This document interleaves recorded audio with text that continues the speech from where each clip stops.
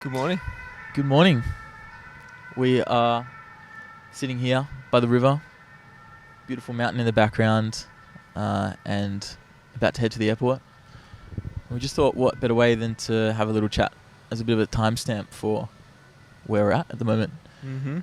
We have just come back from a little hustle house week with the Artemunde's crew in the French Alps, and I was going to sit down with Jai and have a chat at some point that week, but it got pretty Didn't busy. happen. Didn't really happen. Got pretty hectic.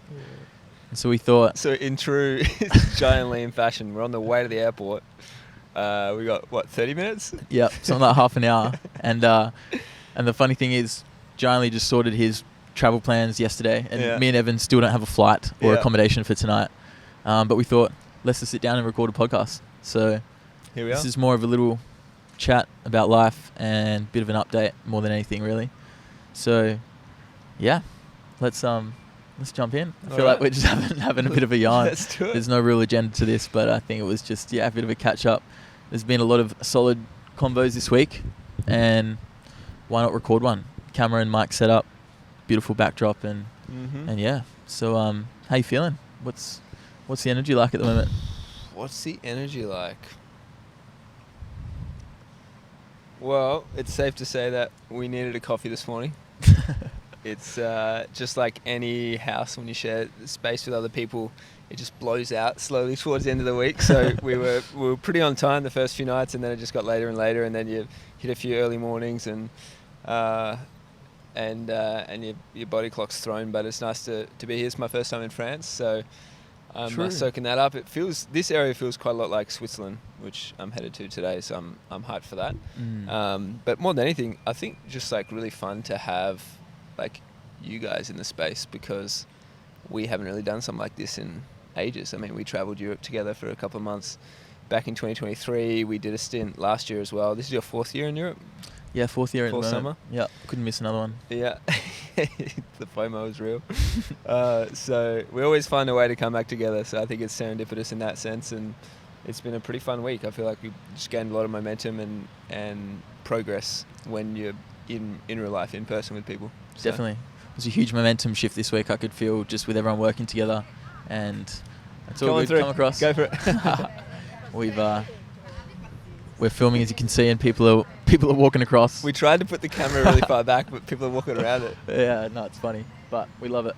In nature, in the park, it's good vibes.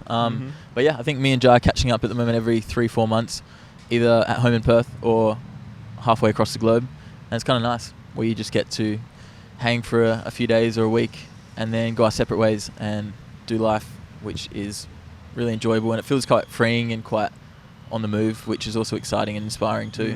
And I think we're in a good flow with it. I'm heading back home, Jai's carrying on, and yeah, I think this week was really, really powerful.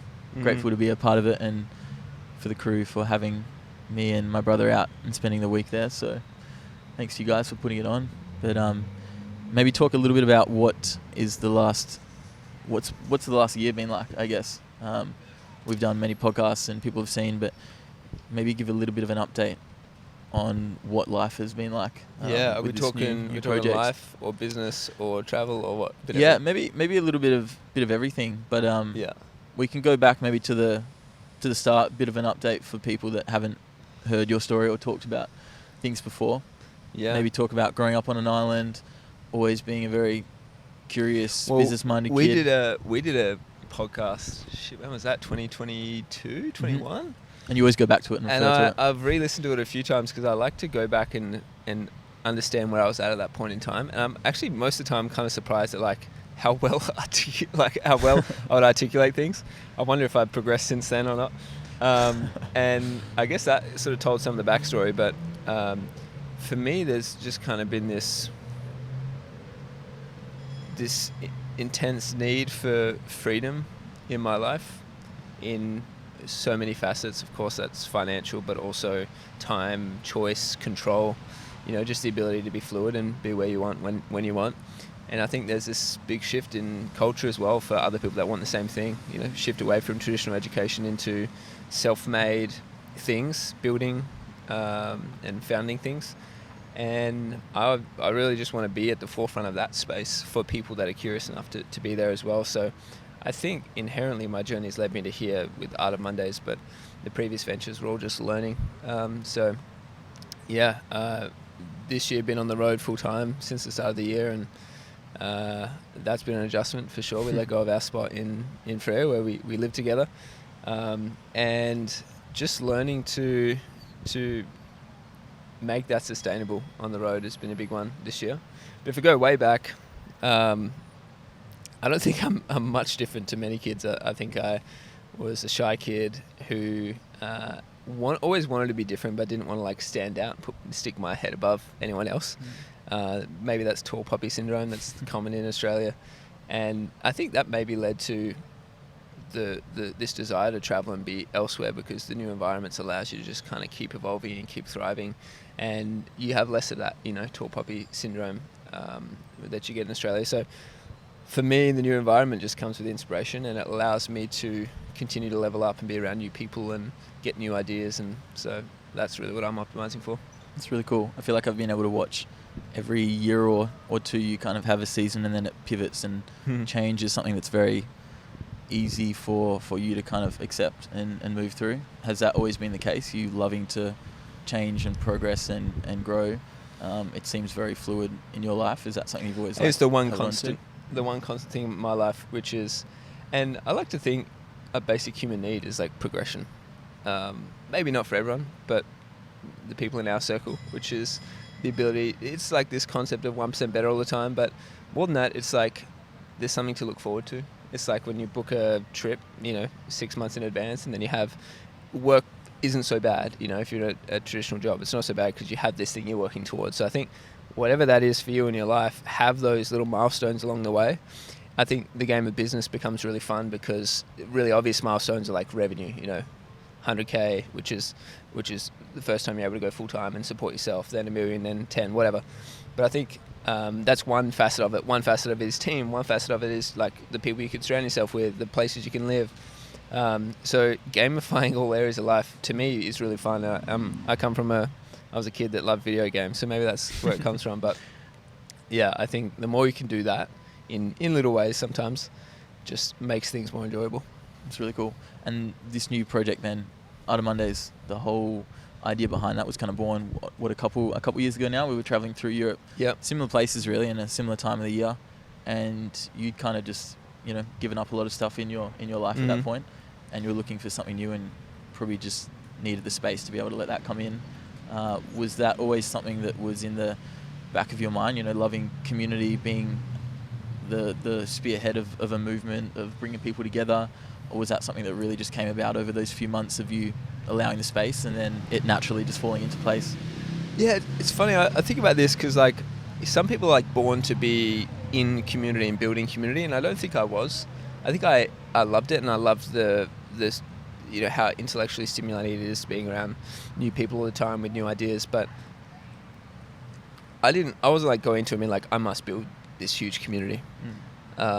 It was actually just following curiosity, and it led to that because community is, belonging is like, again, another core human trait, right? Like sitting around the campfire with the people that are closest to you, sharing a meal, sharing stories, singing, dancing. This is like ancestral kind of primal things within us, and we got to bring back to that. We're so disconnected in this world, and so there's many different facets that led to it. But yeah, stepped away from 2 previous ventures that were on paper arguably successful, and for me the opportunity cost was too great to keep going down that path, and so I knew I had to take a very different path. And for me that was 6 months on the road with no income, and half of that was with you guys just fucking around and seeing new places. And then the idea sort of formed over time. I really wanted to give myself space. Naval talks about how the 3 most important decisions you make in your life is what you work on, where you live, and who you spend your time with.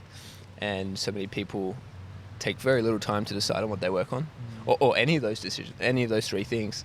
And really, if that is going to make up, it's going to determine where we end up in life. We should probably spend a lot more time thinking about it. So that was it for me. I think is go slow, be okay with not having something, burn through all my savings, which feels like pedaling backwards for a lot of people.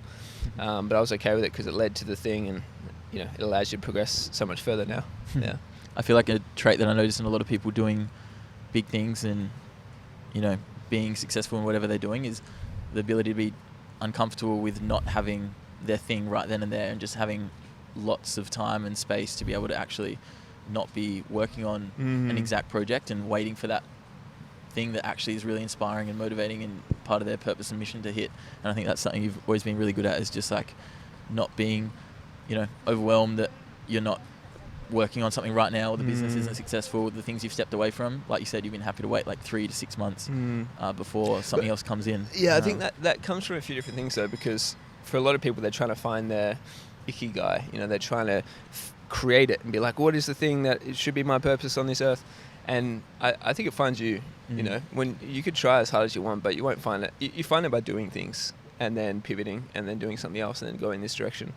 And building a stack of undeniable proof that you are who you say you are. And then you believe you could do anything. And then when that belief is there, you can take big risks. You go and spend all your savings in one direction, invest in yourself, and then make some money and do it again, and make some money and do it again. And I was reflecting on this because I did a pod with a friend of mine, Luke, in New York. And when I was listening to it, I was like, damn, I didn't realize I'd kind of just like cut ties and done something new and cut ties and done something new so many times in my life. And that's over 10, 15 years. But to me, it's the way. Maybe not everyone is that able to take risks, but have you got better at not overthinking things and just moving forward? Yeah. What's allowed you to get better at that? I think partly just believing that I'm capable of the thing that I do next, and that's a skill-based thing. It's not just delusional thinking. It probably is partly that, but it's like I believe I can start from scratch and go again, whether that's building a new project or getting a job. I just believe I can succeed in those things because I've built the skill set. I didn't focus on other areas. I suppose to compare it to traditional, I didn't get the degree or rely on other people. And as soon as you have that skill, which is why I'm such a believer in, like, when you're young, do 2 things: learn high value skills, and 2, go out and travel solo, because you learn life experience, which is also arguably a high value skill. So those 2 things can really set you up, and that's on you. Like, you have only you can control that.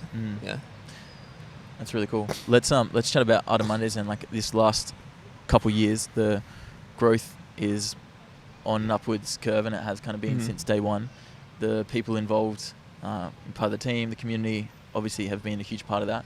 What's been some of the biggest lessons or realizations in this stage of life and business compared to other stages that you've taken away and really decided that this is something that I'm going to live by, or this is a lesson that is different now compared to the previous businesses or previous, anything, relationships, life stages that you've had before? I think you got to play a positive sum game. Whatever you create in this world has to leave people better off than when you found them.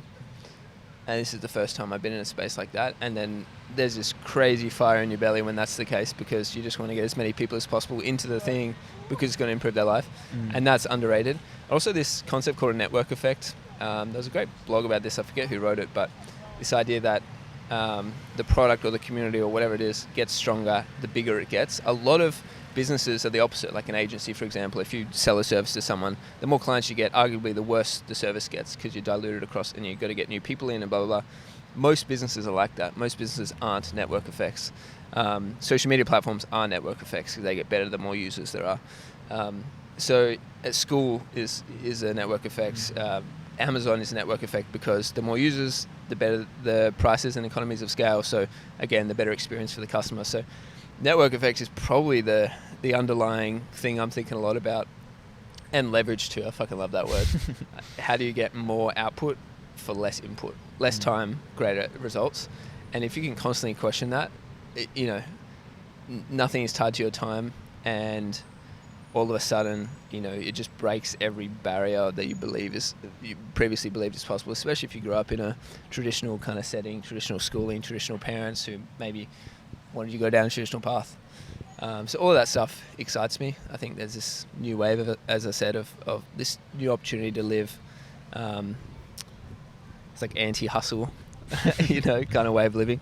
Hold on, I'm getting a phone call. Should we put them on? Yeah, chuck them on. Oh, it's Alina. We've got a few people walking past and just Hello. looking at the camera and enjoying it. And Alina is You there? is calling on the podcast as well. Just hear Liam in the back. Yeah, we're mid recording a podcast. Can I call you back? No way. Can I call you back? Oh my God. Yeah, can you say hi? Yeah, do you want to say anything real quick? I miss you guys Oh. a lot. Do you want to say anything to the millions of people in the future that are going to watch this? Whose podcast is it, Liam? Yeah, Liam and I are just jamming out. Mm. Oh my God, Liam, I want to come on your podcast. Yeah, And come I'll on. say everything I want to say. All right. This is how you get on the podcast, guys. You call when we're Yeah. having a chat, and that's your way in. Okay, we got to go. Okay. Miss you, Alina. Bye.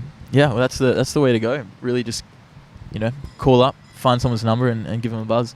There is actually no name for this podcast yet. It was going to be initially a podcast for Nostalgia, which is the company I'm building alongside Jai and Evan and Jord and a couple others as well, and that's really exciting. That's kind of what we've been doing this last year in business together, which, for those of you that don't know, is a bit of the context as to why we're traveling and working so much together at the moment. But Have you done an episode on that yet?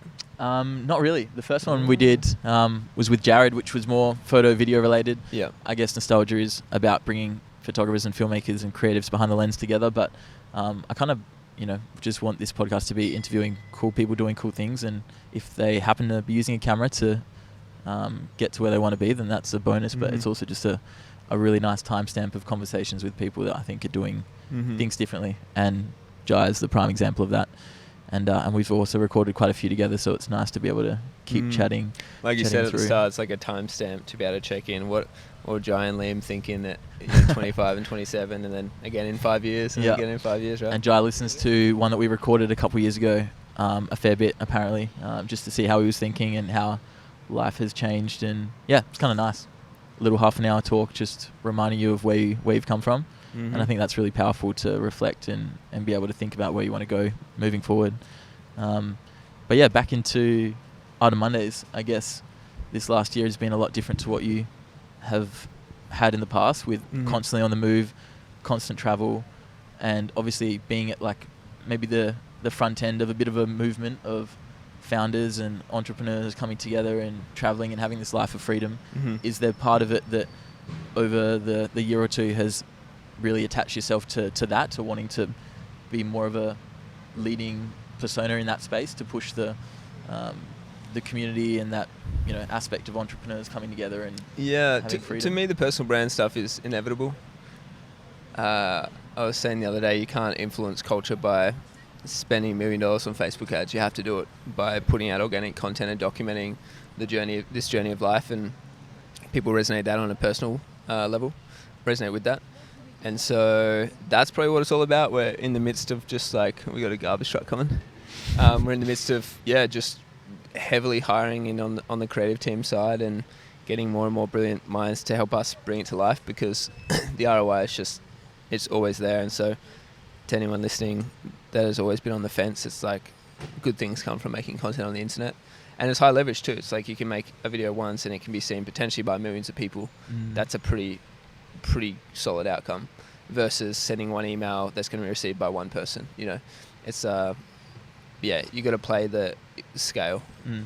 You've always been dialed into what's like going to be the most leverage for the tasks I can do. Early days starting out, it's obviously not always like that. You have to be in the thick of it, actually just getting things done that maybe aren't that high leverage but need to be done. How has that been? Have you known you're always going to get to the point where you're working on things that are much higher leverage, or has that, is that something you enjoy, the start, being in the weeds, kind of getting it done, or are you always just dreaming of the day where you can actually be working on bigger growth ideas and high leverage things? In this specifically, I launched it Autumn Monday solo, and then a month in I was like, dude, I know what my strengths are and I know that my areas of weakness, and I need someone to help me with these, and very quickly found Evan, and that whole process, bringing him in was huge. So I'm huge on that. I think even before you think you have the resources, it's still worth. I'm gonna wait till this truck goes past.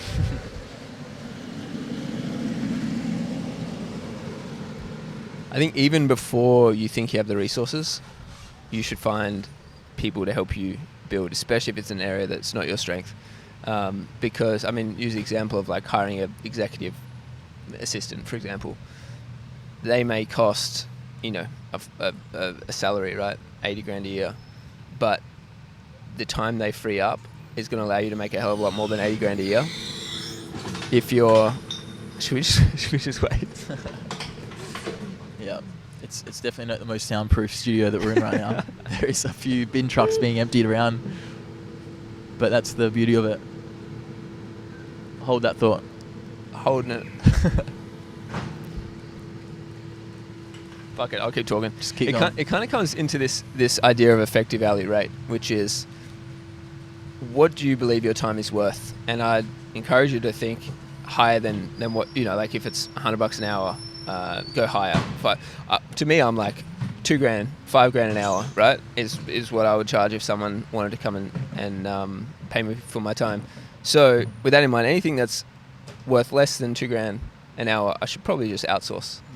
You know, getting food made, returning packages that were the wrong size, like all of this stuff is just not worth your time pursuing if you're thinking in leverage. And so it's kind of that same concept of buying your time back to think in high leverage. And if you want a place to start, just like make sure you're doing high income producing activities constantly, and then it'll be pretty obvious. But that's if you've got a business idea that works and is proven and you know you can double down.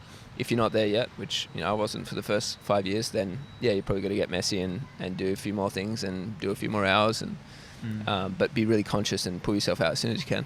Yeah. And I think the biggest leverage thing as well, early stages, is probably like relationships and the people that you surround yourself with, because it's the ideas ultimately that spark all of that, and that comes back to... people are a shortcut, both from an ideas perspective, but also potentially more so. I think Mr. Beast said this in his leaked memo, you know, that he sent to his team years ago. And it was like, consultants are a cheat code, because if you're trying to, you know, figure out how to build a treehouse in the top of this tree for a YouTube video, go hire the dude that's done that before. He's going to tell you so many things that you would otherwise fuck up yourself if you tried. And so, you know, spending that money is so worthwhile because your outcome's going to be so much greater. That was a really stupid example, but the same in business. You know, we've consulted with ex-CEOs of companies, our competitors and other companies that we look up to, and it's just been huge shortcuts to us be able to progress. So that's another big one. Yeah, that's really cool. What is next then at the moment? Currently in absolute operation mode, just getting things done. The business is growing rapidly. Content's blowing up online. You're putting people in place to build the team out, and you're having more freedom than you've probably ever had, being able to just pick and choose where you want to go, where you want to stay, where you might get a place for the next year, who you're going to talk to that are in these high levels all around the world. Is it just a continuous growth like going forward, or is it kind of, are you very, I guess, specific and measured with it all, or do you kind of just take it as it comes and work on the business and things will fall into place? I think it's more the latter. It's focus on creating value in the world, and everything else will fall into place. We're not even trying to think about revenue and company growth, because we just know if we help more people, that will come. We've proven that system. I think that's a really beautiful place to be, because then it's actually just about helping people, which is such an airy-fairy thing most of the time. Everyone's like, yeah, I want to help. That's why I'm a teacher, so I can help students. That's why I'm at this. But when it actually is the case and it becomes a sustainable business, like there's nothing like that motivation. But in terms of what's next, there is a rate at which we can grow that's technically capped, because we're building community, and so community can only grow at the rate at which our people can co-create it with us. But I'm really interested in alternative education and School of Mondays or Monday University and physical campuses where people can come in and speed build their own ideas, and we can create the space for that too. So that'll be coming. We're thinking more about real estate and stuff this year, but until then, like I said, create as much value as we can in the world and bring as many people along for the ride. Yeah. Very cool. Love it. I feel like that's covered so much of life in the last little while. Maybe something we can kind of end on, because we do have to get to our flight pretty soon. Yeah. But is maybe like, I feel like we've recorded these podcasts every year or so. What's something, if you looked back a year ago, would you tell yourself now that you wish you knew maybe this time traveling last year? if you could think of any piece of advice or something you're unsure of or struggling with, what would you like reinforce to that person a year ago? And maybe, you know, in a year's time, there'll be something right now that you wish you knew or could give to your younger self. Yeah, no, it's a good question. There's a few. If you know, you know. A better way of framing that would be, most of the time you know the answer to the thing you're thinking about, and you're just not willing to face the truth. So face the truth and have the uncomfortable conversation, because your ability to have uncomfortable conversations is directly linked to the success you have in your life. And then also trust people. When you find good people, trust them, give them ownership, let them do their thing. Like, I mean, that's just, you know, releasing some ownership at the end of the day. And the other kind of underrated thing that I picked up on, probably from Evan, is like, I think in business especially, there's such this need of like having a certain poise and, you know, certain maturity to it. And especially when you're leading a company, I think like have some fun. Like, is part of the, even in Slack messages, you know, like throw gifts around that are a bit rogue sometimes, and you know, be way more informal when you're having progress type of conversations with your team. And I don't know, I think people think they have to have this mask on and be really put together, but I think the more honest you can be, and when shit's hitting the fan, tell people shit's hitting the fan, because it's inevitable in business, and they'll understand, and they'll be more bought in on the process. And that's how you attract such great people that stick with you for a long time. And these are all things I'm thinking about now. And then just build in public. Like the more you can share with the world, the more you give other people permission to do the same. And it's crazy the level of trust you can build with people. We were talking about, this is a while ago, but 150,000 people on Instagram didn't even compare to 2,000 subs on YouTube. So go make YouTube videos. You know, go to the place where people can spend more time with you. Podcasts like this. There's so much more trust that's built, and good faith and goodwill. And then when you launch your next thing, you've got people willing to back you. Love it. Keep having fun. I think we're lucky to have friendships, relationships, partners, family, and everyone around us that enjoy having fun and are serious with what they're doing and think big, but also don't take it quite too seriously. Yeah, dude, what's the fucking point if you're not having fun? Like, really, what's the point? We're on this earth once, depending on what you believe, and if we're just so serious and tight and tense and not enjoying ourselves, like, what's the point? Love it. Anything else you want to add? I'd love to know what you think. What's your answer to that question? The last year? I think for me, the last year was it's been a kind of a crazy year. It's probably been like the trickiest and hardest personal year that I've ever had. But it's also been one with the most growth and the most realizations that have come from that. Why has it been a hard year? I think it's been a year that's arguably been quite lonely. It's been quite, there's been a lot of personal shifts in both my mindset, but also my environment and who I'm around and what I'm working on as well. And I think up until this last year, I haven't actually pushed myself professionally and creatively to a level where I've felt like I've hit a ceiling. And I just definitely feel like lots of times this year I've hit that ceiling, and it feels great, but it also has really worn me down a fair bit. But I'm grateful for it, and it's been tough, but I think looking back, I'll be like, those are the times that I'm actually really grateful for, is being pushed to my capacity, and then that ceiling grows and it gets higher and it gets higher, and I think that's something that I want to keep doing going forward. And so, yeah, I think here's to like keeping on pushing ourselves and seeing our limits and knowing that we can actually make them go even further. They say that life doesn't get easier, you just become more capable. You become more experienced in life, and so things don't seem as bad or as serious or as hard. And I think it's a prime example this year. You talked about, you know, all of these ceilings that you were just hitting day after day, and pushing slowly, and your capacity is greater now, and much greater than, you know, the 12 months ago version of you. And the more we can sit outside of that comfort zone, I think, you know, you think about 50 years from now, the sort of capacity that we'll have as people. So proud of you, dude. Likewise, man. Big love. Let's keep it rolling. Let's keep doing business. Let's keep having fun. Keep traveling. Nostalgia Studios. Good memories. AOM NS. Only upwards from here. Good old timestamp. Good having a chat. Much love. And we'll probably see each other back in Perth in 5-6 months or so. Who knows? We never know where we'll be, but we'll keep having these chats as long as we can. So, yeah, much love. Hell yeah, man. See you all soon. Yo.